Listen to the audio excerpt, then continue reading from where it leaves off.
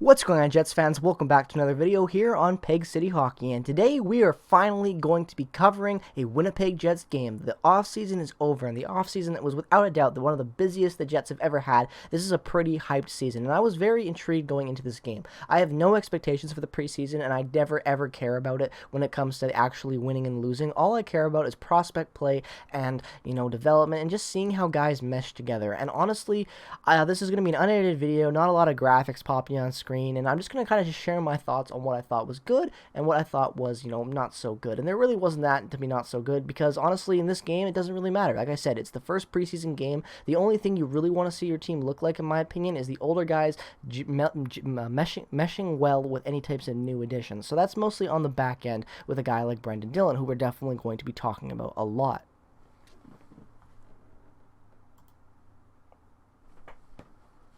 But the thing I want to start talking about, just going through this list I have of things that I thought were, points of interest in the game, I guess I should call it. And the thing I want to talk about right now is I thought PLD looked pretty damn good today.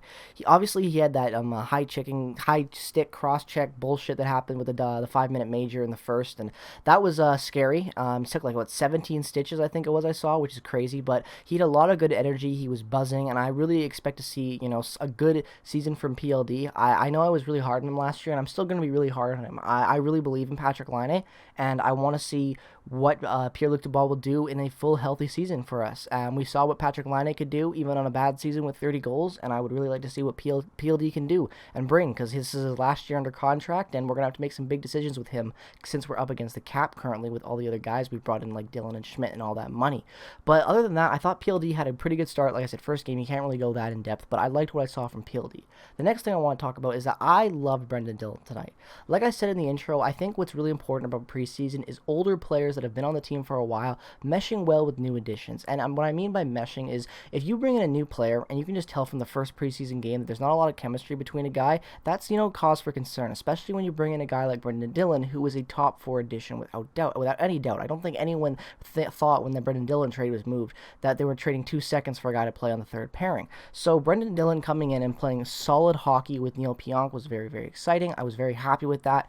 They looked really good and composed. Obviously, for the first game, I'm not going to talk about how they're going to win the Stanley Cup and Pionk's going to be the Norris winner, but they looked good, and for a first time playing together, I was very impressed with how they looked really like old friends coming together and playing hockey again. Like, they're just getting warmed up after playing together for a while, and I was really happy to see that in his first game. And the other thing I want to talk about is it was a rough game for Heinola, and I hate saying that, but it was a rough game for Heinola, and honestly, Stanley looked really poised, which, brings cause for concern about Heinola, because Stanley right now is the guy that kind of has that last spot with Dylan DeMello in that third pairing handed to him, because he played the most games last year in that role. So I think for Heinola to really try to push for that spot, he's going to have to show a lot more than what he showed in this game. Obviously, he picked it up after that really bad first period, but it still wasn't the best game for Heinola, so I want to see him play better hockey. But like I said, first game doesn't matter, but Stanley did look better than Heinola, and if that continues to be the trend, then Stanley will definitely earn that last spot with Dylan DeMello on the third pairing.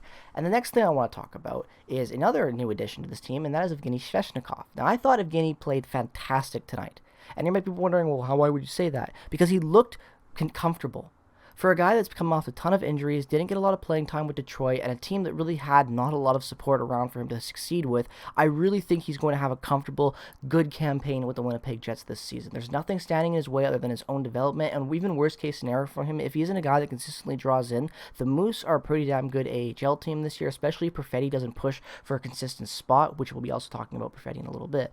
But I think that Sveshnikov is going to earn a spot in somewhere in that bottom 6. He just looked good, and I'm really happy with what I saw from him in his first game, and I really hope he can build from what he showed in this first game and how he looked pretty comfortable, and I was happy with how steady he was for coming in and on that PTO and everything, trying to prove it.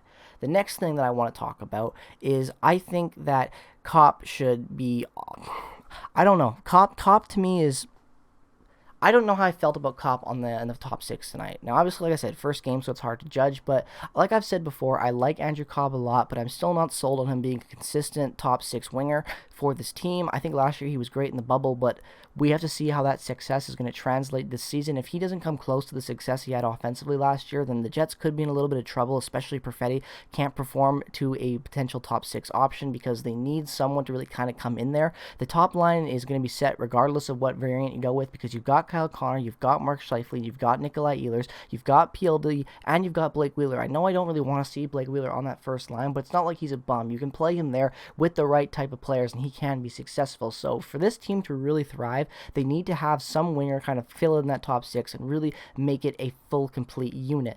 Maybe that'll be an area of interest for the Jets to pursue in the trade market in this year if they could somehow make some cap. I don't know how Chevy pulls his wizardry off in the regular season with the deals he makes, but it might be somewhere for concern because there really wasn't a guy in the first game that looked like he belonged there. No one looked bad, but like I said, Kopp, to me, he wasn't terrible in this game, but I still want to see. I want to see how he's going to fit with different variations of the potential top six, because I still don't know if Kopp playing in the top six will be the best option instead of maybe rolling him out on that third line, because we've got so many good players for that bottom six that he could really thrive there with being the main offensive plug on any of those lines, especially in that third pairing, third line, with Adam Lowry, because that's already been a good fit from the past, and you've got Sveshnikov that can come up and play there, Christian Vesalainen, who I thought was pretty steady in tonight's game as well.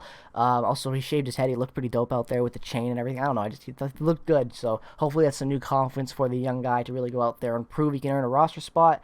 And the other thing I want to talk about is that I think Riley Nash and Gustafsson, like I predicted in my lineup videos, were really, really good defensively for us. And on the penalty kill, they were really, really solid and looked really poised and complete as a unit. And those two guys, I think, are going to be the big defensive specialists for us. It's why I want to see Gustafsson make this team. He's got a lot of offense, but him and Nash in that fourth line just screams shutdown, and especially for a penalty kill, that can be very valuable. So I was really happy to see in Nash's first game and in Gustafsson's kind of first real kind of call up to him, trying to earn that spot. Last year he was trying to earn it too, but there were other guys in his way. This year it's really his to take, in my opinion. So we're gonna have to wait and see, but I really think that Gustafsson and Nash could be a really good defensive weapon for us going into this season, especially on that penalty kill. They looked really, really poised, and I would really like to see them continue to show that off in the preseason and hopefully be able to keep them as a line going into the regular season, plugging them down there on that fourth line.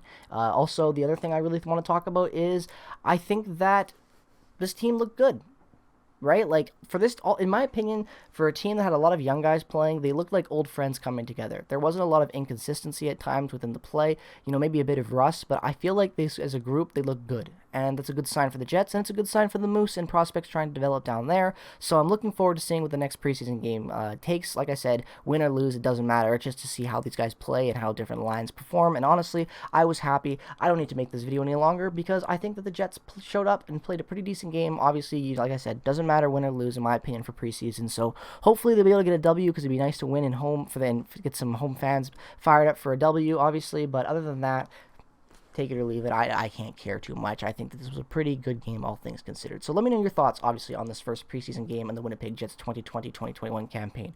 What are your thoughts? Who were your standouts? Who were the guys that you didn't think played so well? Let me know your thoughts down in the comment section below, as always. If you're a fan of hockey, regardless of the team that you root for, definitely consider dropping a subscription. Any support you can give the channel is always greatly appreciated, as we're trying to approach that 2K subscriber mark, which is crazy to think about. But if we could somehow hit that before this actual start of the regular season, I would lose my shit. We've got a lot of announcements coming your guys' way in the next coming up months. A lot of content coming out, all the game coverages. Also, just to let you guys know, like this video is coming out obviously early morning the day after. It really depends when I'm home and how I watch the games, when I'll have time to be able to actually record them. Sometimes they'll come out an hour or less right after the game ends. Sometimes they'll come out early the next morning. It just depends when I have time to record. So I hope you guys can have that patience to wait for the content and not, be freaking out wondering where it is, even though I doubt you guys are freaking out anyway. But either way, have a great rest of your day. Peace, love, and positivity. And more importantly, the Jets are back.